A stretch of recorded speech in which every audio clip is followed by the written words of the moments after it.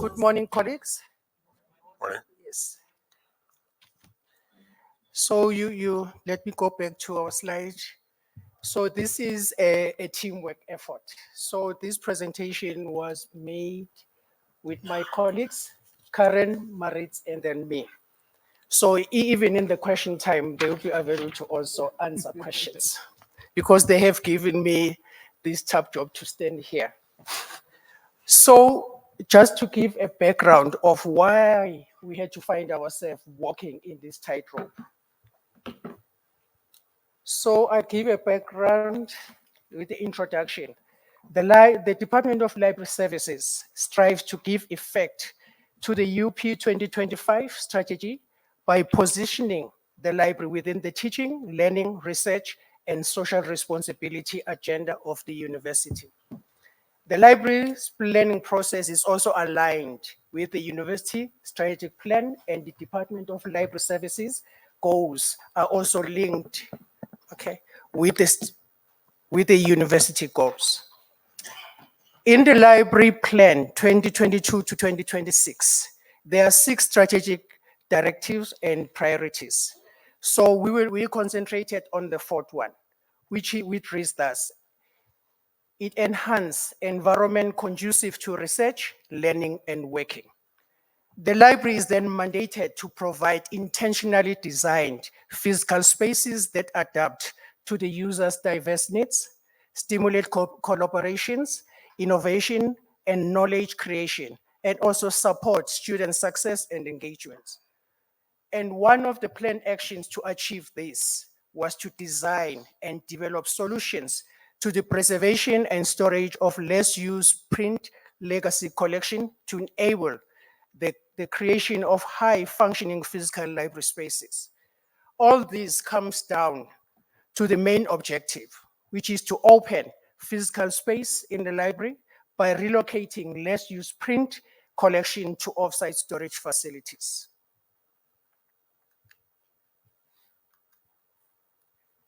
So the University of Pretoria is 150 years old, and then it has an extensive paper journal collection. So when the library was tasked to create space, we had then to come with strategies on how are we gonna relocate and strategize on making smart decisions on materials collections. So with the global shift from paper to e-resources in academic libraries, and as our library has also invested a lot of money in e-journal collection, it makes sense to move as much of our paper collection as possible. So now in our strategy, we had to now decide which journals are we going to start with, since I have mentioned that we have an extensive print journal collection.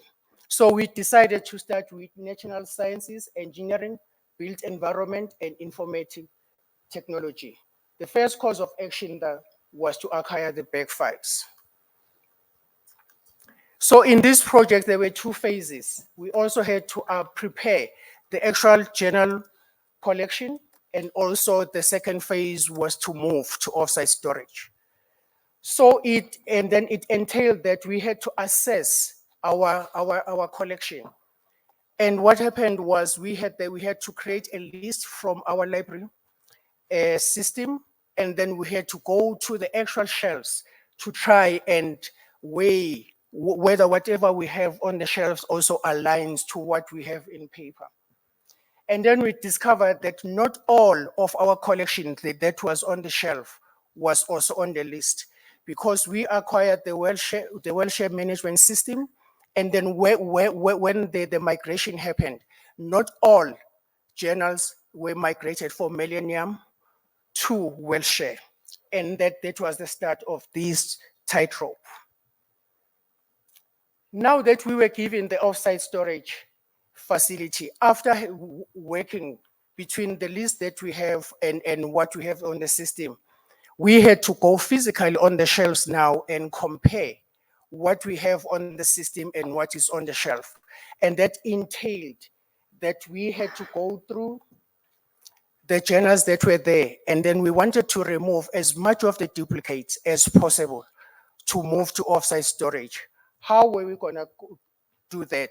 Because the back files then had to be bought.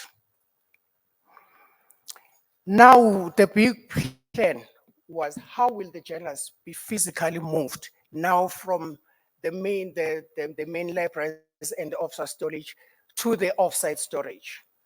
Then a plan was made.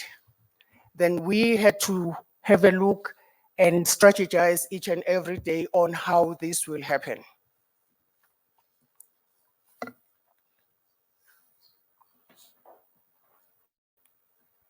Then it was a huge task because we had then have to ascertain that this is not a project for the acquisitions team alone, but we had to rope in the other stakeholders within the institution.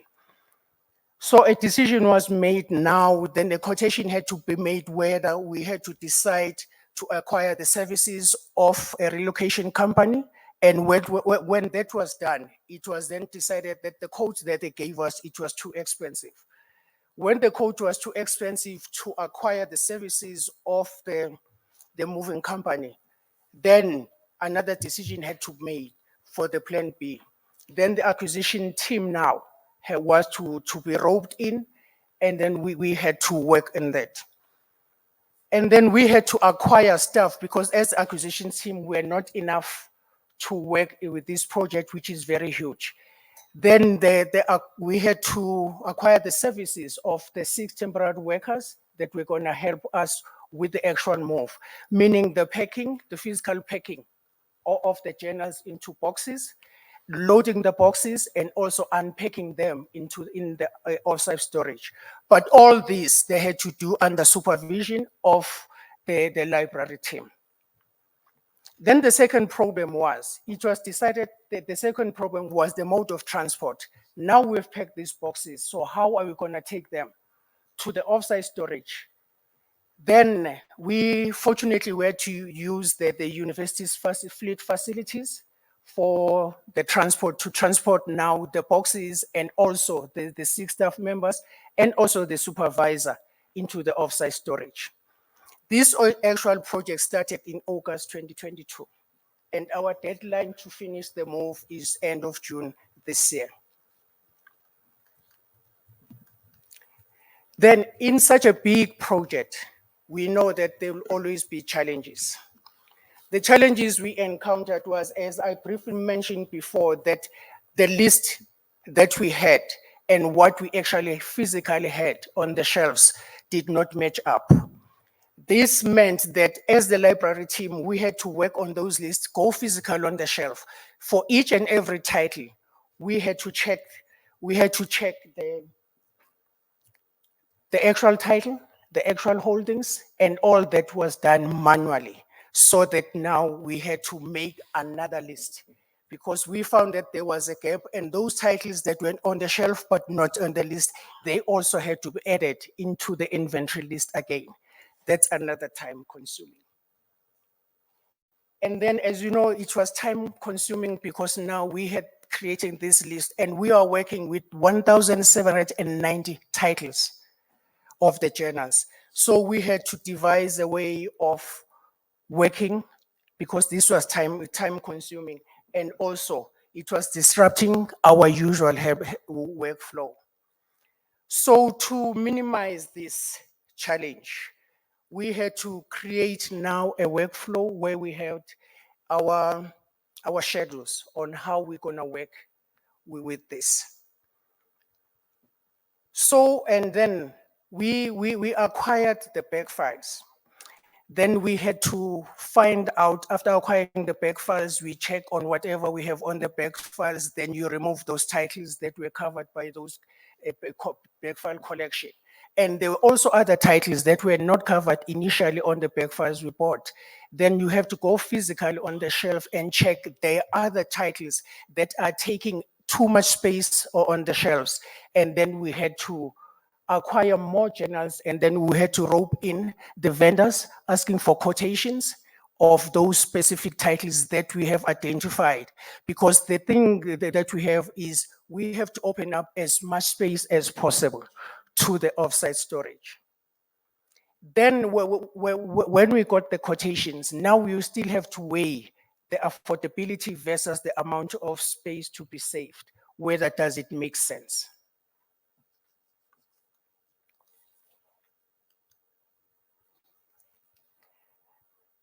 Then we also have we have to have the correct calculations of the spaces, because now we have the offsite storage facility. Let me go back, number 4.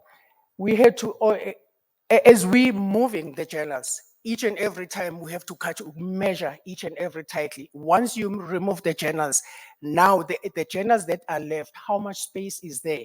Because we had the offsite storage, it wasn't that big enough. So we were working with a certain kilometers that we had to work with, because the total space that we have in the offsite storage, it was 2.8 kilometers. So whatever we were doing, we had to fit in everything into that 2.8 kilometers. So each time we move anything, we have to keep on updating that inventory list again. Then you go back again, which is a manual work on measuring whatever space that is left on the journals that we want to move.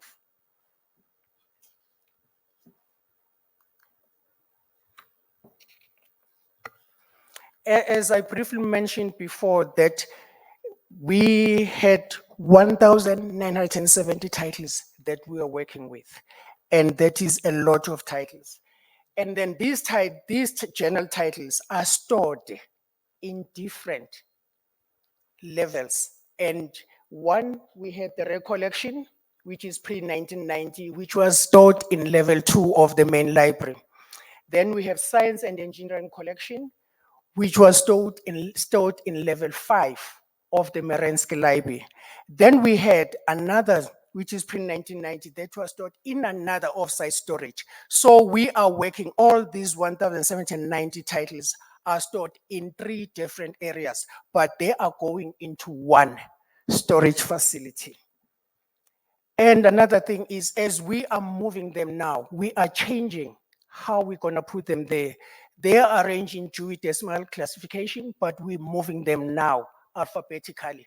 They will be stored alphabetically in the offsite storage.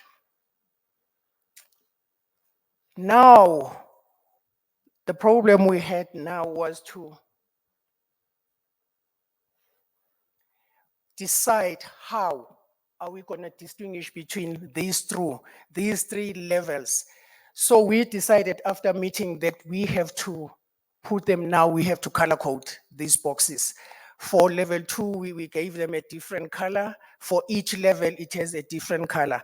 And each and every box, as it is loaded there in the box, even the holdings have to be written outside each and every box. Then you number the box, so that when we offload the site, we put them in the order, so that it will be easy now to shelve them in the offsite storage.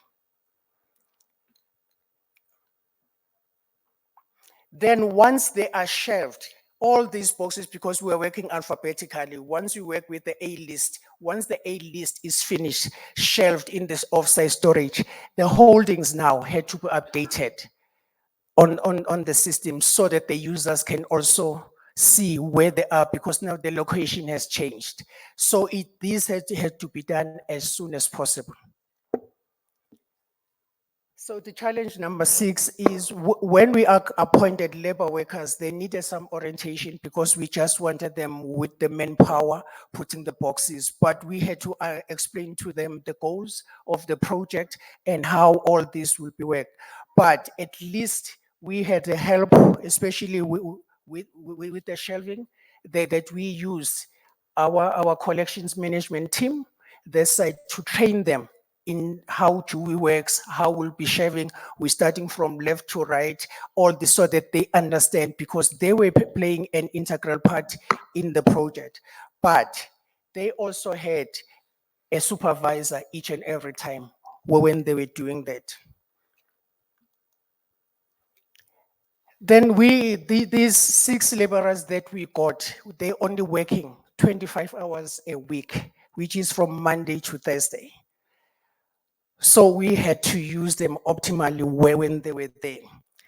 And this means because each and every shift, there is an acquisitions team supervising. Now we had to balance our day-to-day work with the project. These 24 hours, we have to make sure that if our day-to-day work are not disrupted as much as possible. So to do this, we had to come up with a plan of making a schedule for each and every week. So a schedule will be made a week before for the following week so that you know when you're working, so that you can plan ahead on your work. And also with us, the thing is we were lucky that we could work. Once another person is involved in the project, we will be working as backups on the day-to-day work of that particular person. After the challenges, but each and every project, there are challenges, but there are also lessons learned and also skills that we gained. The lessons that we learned in this project is the technical skills. We also have the soft skills, problem solving, because a project you plan today and something happens. One day we will have a buggy, we don't get the buggy with the canopy and it's raining. So how are we gonna move the boxes? So we had to think on our toes on how then to do that. So problem solving and flexibility was very important. And then we also learned the project management skills, people and time management, because as a supervisor on duty on that day, you are managing people. Maybe you never managed people before, but now you have these 6 guys that you need to manage so that the project runs smooth. And then the integration, because these guys now had to be integrated into the acquisitions team. But we also we grew as a unit because now we were working together each and every day on this project. So the team spirit is there and we are almost done because we are in the start of June, we're almost done. We are filing the Ws now. As I said before that we're starting from the A's. So I wanted to end with introducing our library team in case I run out of time. So the acquisitions team, it's Chrissy, even though she just went on pension, but she was an integral part of this project. That is why she still here, her name in the face, as the coordinator of the acquisitions team. Then that is me, I will pass. Then we have Ernest, who is responsible for book orders, Nevada administration, donations, receiving, and cataloging. Then we have Maretz, responsible for ebook orders, maintain access to ebooks, manage electronic resources licenses, and renew electronic databases. Then we have David Masego, receiving print books and journals, also responsible for renewing print subscription. He does claims and also invoices. And then Karen, she maintains the e-journal collection on the knowledge base and also maintain the e-journal access. So thank you very much.